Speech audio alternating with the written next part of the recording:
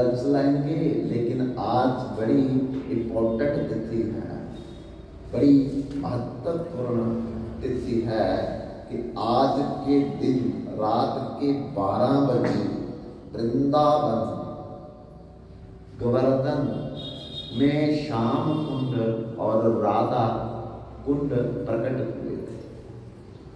माता अहोई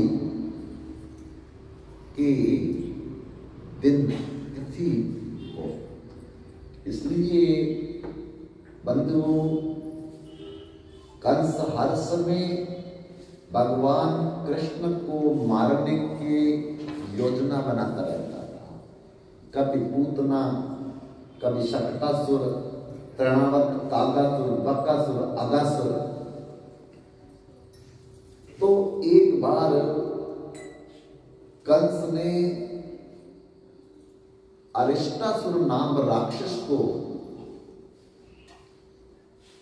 बैल बना करके भेजा, बछड़ा बना करके भेजा कि कृष्ण बछड़ों को चराने आते हैं यमुना के किनारे, और तुम बछड़ा बन करके जाओ और किसी प्रकार से कृष्ण का वध कर दो, मैं तुम्हें बहुत से उपहार दूंगा। वही अरिष्टासुर नाम का राक्षस बछड़ा बन करके भगवान के बछड़ों में जाकर के मिल गया। किसी को कोई खबर नहीं कि कंस के द्वारा भेजा हुआ अरिष्टासुर नाम का एक राक्षस बछड़ा बन करके आरिष्ट ग्राम में वो चल रहे थे, जहां आजकल राधा कुंड श्याम कुंड है, जहां अरिष्ट नाम का ग्राम था, और वो अरिष्टासुर के नाम से ही ग्राम पड़ा था। बाद में अहोई माता की इस तिथि में चैतन्य महाप्रभु ने आकर के ये दोनों कुंड प्रकट किए, और जिसमें आज के दिन लाखों लोग आकर के रात के 12 बजे, जिनके संतान नहीं, जिनका व्यापार नहीं, जिनके शरीर में रोग है, उनके घर में कोई विवाह शादी की प्रॉब्लम है, तो वो स्नान करके ही उनकी कामनाएं पूर्ण हो जाती है। आज के दिन लाखों दुनिया वहां अब रात के 12 बजे स्नान करेगी। तो जब अरिष्टासुर बछड़ा बनकर के आ गया, तो वो दूसरे बछड़ों को परेशान करने लगा, क्योंकि स्वभाव से तो राक्षस ही था, बछड़ा तो था नहीं। तो राक्षस अपने असली स्वभाव को छोड़ नहीं पाएगा, तो सारा हाहाकार मच गया। सारे गवाले दौड़ दौड़ करके सुवन मधुमंगल कुष्मास दामा सुदामा मन सुखा तम सुखा धन सुखा कहने लगे कि कन्हैया देख देख ये बछड़ों में कोई और बाहर का बछड़ा आ गया और सब बछड़ों को परेशान कर रहा है। भगवान नदी का ध्यान लगा करके बछड़ा नहीं, अरिष्टासुर नाम का राक्षस जो मामा जी ने भेजा हमें मारने के लिए।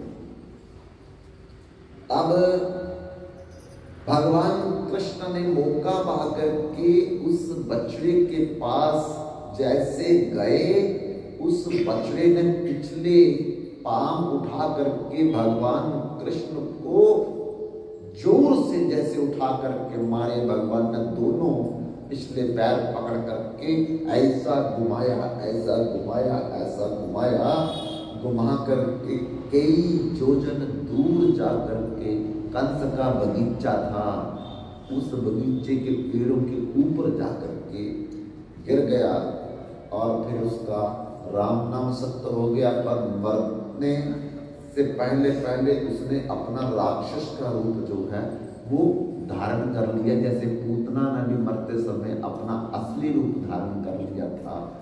तो हाहाकार मच गया कि कृष्ण ने बछड़ा मार दिया, कृष्ण ने बछड़ा मार दिया।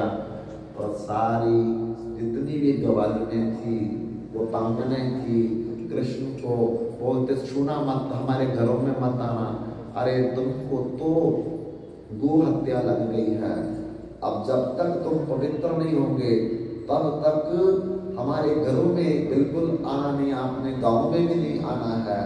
तो भगवान कहते फिर मैं गो हत्या से कैसे शुद्ध हो जाऊंगा? तो समस्त गोपांगनाओं तथा ग्वालिनों ने कहा, अगर तुम सारी पृथ्वी के तीर्थों का स्नान करके आओगे तब तुम पवित्र होगे। तो भगवान कहते कोई बात नहीं, हम सारे तीर्थों को वृंदावन में इधर ही बुला लेते हैं, जाने के समय तो पता नहीं कई साल लग जाएंगे। तो भगवान ने उसी समय बंसरी से एक खड्डा निकाला और खड्डा निकाल करके समस्त तीर्थों का आवाहन किया। सारे तीर्थ पृथ्वी के मूर्तिमान होकर के हाथ जोड़ करके भगवान के समक्ष प्रत्यक्ष में बोलने लगे, हम क्या आपकी सेवा करें? तो भगवान ने कहा जल रूप हो जाओ। सारे के सारे जल रूप होकर के भगवान की बंसरी के द्वारा बनाए हुए गड्ढे में जाकर के समा गए। तब भगवान ने उसमें स्नान किया। जब स्नान करके बाहर निकले तो भगवान कहते अब तुम ग्वालिनों को बोला, गोपियों को बोला कि मेरे को मत सुना। बोले हमको क्या हो गया? बोले देखो वो राक्षस था, लेकिन आपने राक्षस का पक्ष लेकर के देखो मुझे बार बार बोला कि मैंने गोवंश की हत्या की है, तो आपको भी शुद्ध होना पड़ेगा। तो कैसे शुद्ध हुए? जैसे मैंने सारे पृथ्वी के तीर्थों में स्नान किया है, अब तुम भी जाकर के स्नान करो, तब तुम पवित्र माना जाओगे। तो कैसे, कहाँ स्नान करें? तो भगवान ने बोला मेरे इस श्याम कुंड में आप स्नान कर लो।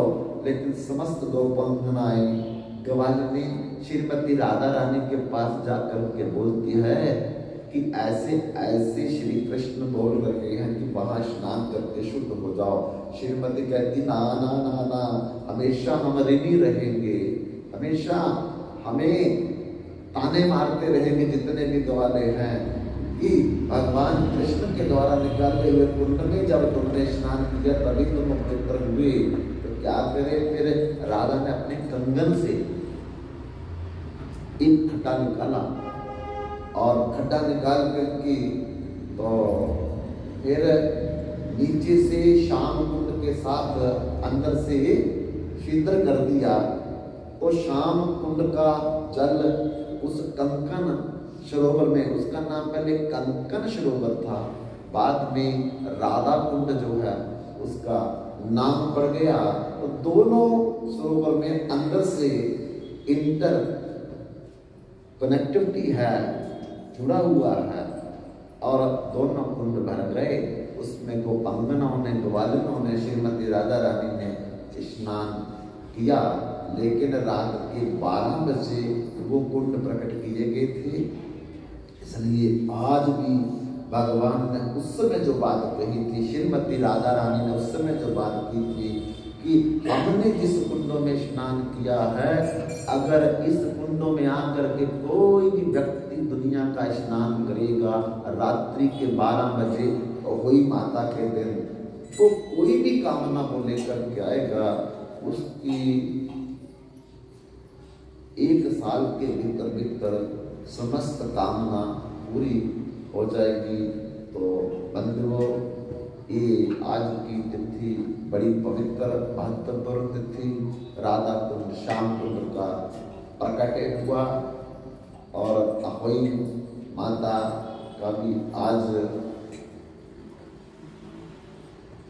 माताएं पूजा करती है, व्रत करती है अपने संतान के लिए। लेकिन भागवत में भी ऐसा प्रसंग मिलता है और संतों के मुख से भी प्रसंग हमने सुना है कि आज के दिन अगर कोई व्यक्ति इस कथा को सुनेगा तो उसकी संतान सुखी रहेगी और आगे सफलता प्राप्त करेगी। आइए अभी समय को मद्देनजर रखते हुए 7वां जहाँ कीर्तन गाई थे